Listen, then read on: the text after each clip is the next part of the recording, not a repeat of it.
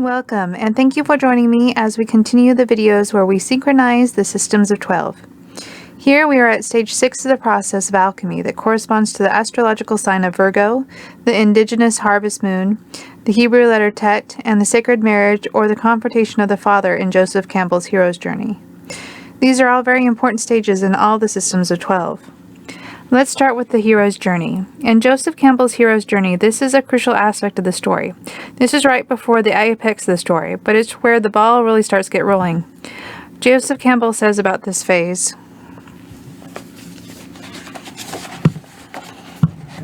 "The ultimate adventure, when all the barriers and ogres have been overcome, is commonly represented as a mystical marriage of the triumphant hero's soul with the queen goddess of the world.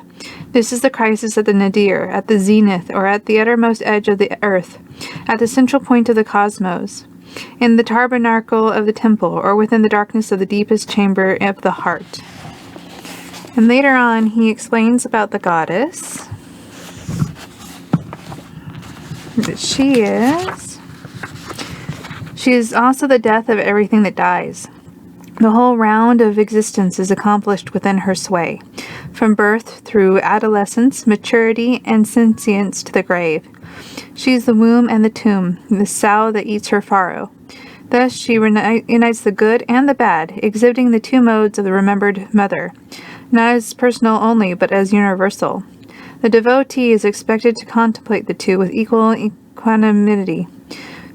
Through the exercise, his spirit is purged of its infantile, inappropriate sentimentalities and resentments, and his mind opened to the inscrutable presence which exists, not primarily as good and bad, with respect to his childlike human convenience, his weal and woe, but as the law and of image of the nature of being. In actual day-to-day life, this is also the defining moment of the year, and we see the same theme in the other systems too. Virgo is a very important sign in world myth. It symbolizes the fall of humanity as the feminine archetype. Whether we follow the story of Makuth in the Kabbalah, Persephone in the Greek myth, or even Eden, is the feminine symbol of Virgo that falls and is often depicted as being asleep, according to Matheson in his Ancient Worldwide System books, which I really recommend. Here I'm going to read directly from the book, one of the stories, and what Matheson has to say about it. Long ago, there was a woman named Kara Karuk, who alone knew the secret of making fire, and who refused to share it with anyone else. Kara Karuk kept the secret with her, in the end of a yam stick, which she used as a simple digging tool to hunt for edible roots such as yams, as well as for insects and lizards that she and her people liked to eat.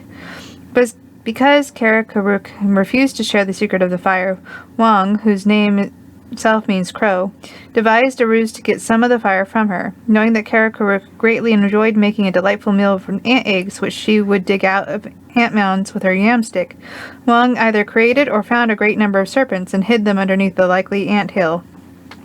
Then Wang went to find Kara Karuk and told her about the ant hill he knew of, which appeared to be a very likely source of the woman's favorite dinner.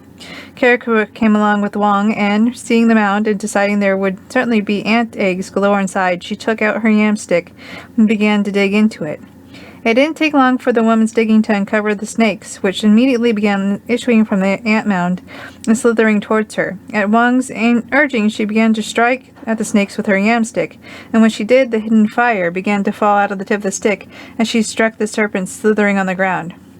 Wang immediately picked up some of the fire and made off with it. Unfortunately, he was just as secretive with the fire as Kara Karuk had been, and the story goes on to explain that Punjil, the creator, ended up punishing Wang and placing Kara Karuk in the sky among the stars, and the rest of humanity obtained fire from Wang, but not before he had tried to burn the people, and in some versions of the story, he burned 2 humans to death in the process. Again, the story gives clear indications that we should look for the origin of the story in the heavens, most notably in the placing of Kara Karuk among the stars forever. There are other clues which can help you determine who's playing what role. Look for a part of the sky which might contain a constellation of a woman, a crow, and a serpent. Moreover, the yam stick carried by the woman is a strong clue. A woman carrying a stick is a clear indicator that we are almost certainly here dealing with a manifestation of the zodiac constellation Virgo, the Virgin. The outline of Virgo is marked by the distinctive feature of her outstretched arm, which figures in many star myths around the world. The outstretched arm of Virgo is marked by the star Venemiatrix. In this myth, the outstretched arm becomes the yamstick, which Karakaruk uses to hunt for edible roots. Because this, let's see. If we accept that Karakaruk in the story corresponds to Virgo in the heavens, Wong the crow would then be played by the nearby constellation of Corvus, who is always staring at Virgo's brightest star, Spica. Later on, he goes on to explain, and it should be mentioned at this point that the constellation of Virgo appears in many world myths involving the origin of fire.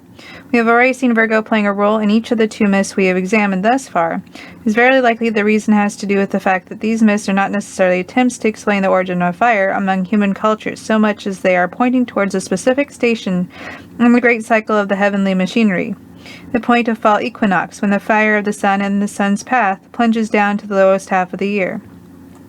In their groundbreaking 1969 examination of the connection between the myths and the cosmology of the great heavenly cycles, Hamlet's Mills professor Hertha von Juschund and Giorgio di Santillania argued that when fire appears in myth, it figures the entire equinoctial color, which was imagined to run through each equinox and through the celestial poles. Without going into depth here regarding the full explanation of the concept of a color, I agree with their interpretation up to a point. I believe that the fire represents the path of the sun through the heavens, and that myths mentioning fire almost certainly point to the 2 places where the sun's path crosses the celestial equator, which are the 2 equinoxes, one in the fall and one in the spring. These 2 points mark the dates each year when the sun crosses down into the lower half of the year, when hours of darkness are longer than hours of daylight, and again when it crosses back up into the upper half of the year, when hours of daylight are longer than hours of darkness. The descent of the sun into the lower half of the year can be seen as analogous to the plunge of the divine spark into the lower realm of this incarnate life, describing in esoteric language what happens at the birth of each and every child into the world. It is this downward plunge of the divine fire into the lower realm which these myths on the origin of fire are commemorating and describing, in my opinion, and not the acquisition of fire by earthly humans. This argument is supported by the abundant evidence found in the star myths from cultures around the globe in which Virgo plays a prominent role. Virgo is situated at the crossing down point on the zodiac wheel and associated with the fall equinox and the plunge downward into mortal existence in many world myths. And that was all from page 38 to page 47 in The Ancient Worldwide System, Star Myths of the World, Volume 1, 2nd edition by David Warner Matheson. Virgo stands between the time of the divine masculine, symbolized by light, which reaches its peak at the summer solstice, and the fall equinox, which is symbolic of the darkness and divine feminine. This equality of the divine masculine and divine feminine together does explain why the sacred marriage falls here. So this is a very important time of the year. The world seems to be preparing for the descent into darkness. That is what the indigenous harvest moon really symbolizes. This is the moment where we recognize where we have been and we assess the year. Is our harvest bountiful? Is there extra work that can be done if it is lacking? Now is the time to plan ahead for the lean times, but celebrate what we do have. In physical alchemy, the process of distillation consists of boiling the substance and circulating it in a retort to purify it. Most alchemists perform this stage many times before proceeding. In Paul Foster Case's philosophical alchemy, this has to do with the alchemist's body. He relates it to the abdominal region, which nutrients are drawn out of the food, which Virgo rules. Here he explains, the most important of these subtle essences have not yet been identified by physical science, but they have been known for centuries by yogis in the Orient and alchemists in the Occident. The alchemists call one of these substances, subtle essences, and I probably wouldn't pronounce this correctly, aurum potable, that is, gold which may be drunk, or liquid gold. In fact, in the secret of the golden flower, it is the process of distillation within the body that a golden pill is formed.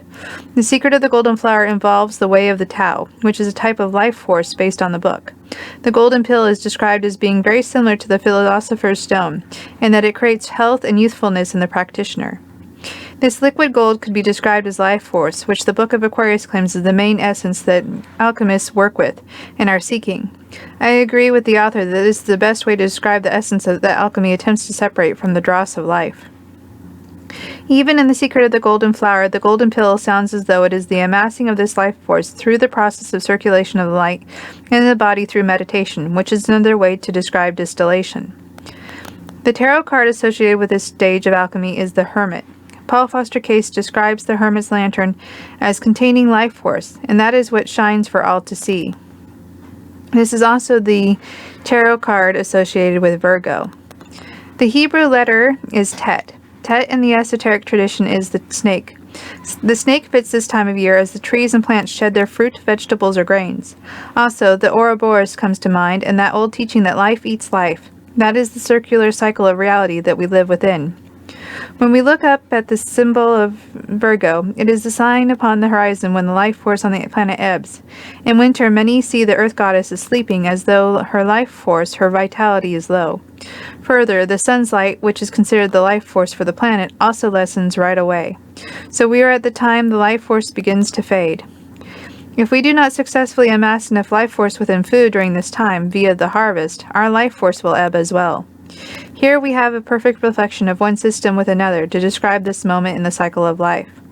Now you may think that the sacred marriage belongs later in the stages of alchemy. Perhaps it should belong to coagulation, which is the 6th stage in the 7 steps of alchemy. But coagulation is not one of the stages associated with the 12 zodiac signs. With the formulation of the golden pill, according to the secret of the golden flower, and Paul Foster Case, although he uses the term liquid gold, the alchemical wedding does seem to belong to the stage of distillation. Also, it is interesting both coagulation and distillation in this 12 system are number 6. The alchemical wedding has several stages. Each of the stages may represent repeating distillation. Some say that distillation must occur 7 times or 10 times depending on the source. So having it here does make sense. After reading 6 books on alchemy, I have not seen the alchemical wedding specifically associated with any of the stages or phases of alchemy. The alchemical wedding is a process that is not really discussed in depth. When you think of it, according to tradition, spring and summer belong to the divine masculine. Fall and winter belong to the divine feminine. The 2 times these two touch are the spring and summer equinox. If you look at the entire annual cycle, it makes sense that the divine wedding would happen in the fall. That is when, in many cases, the seeds for the next year, called the salt in alchemy that believes all things have a seed, are harvested along with the food. That is why it makes sense that the golden pill or seed would be created during Virgo season. After all, it is often the wedding night that the bride and groom conceive a child. That distillation would be the divine wedding, and conception of the alchemical child makes sense. Now, when it comes to confrontation of the father in Joseph Campbell's work, that doesn't work as well until you look at the symbolism of the fall equinox. The light, and therefore the father, who is often associated with the light, lessens. So here again, we could say that confrontation with the father does happen. The light fails. Now, confrontation with the father can go 2 different ways in the myths. It can lead to theft of the light, or it can lead to atonement, which will in turn lead to the granting of the boon. Either way, though the life force, the light on the planet ebbs, it is not taken away entirely. Ultimately, this is one of my favorite times of the year. Let me know if it is yours. Thank you for watching. Your likes and subscriptions are always a blessing. Bye for now.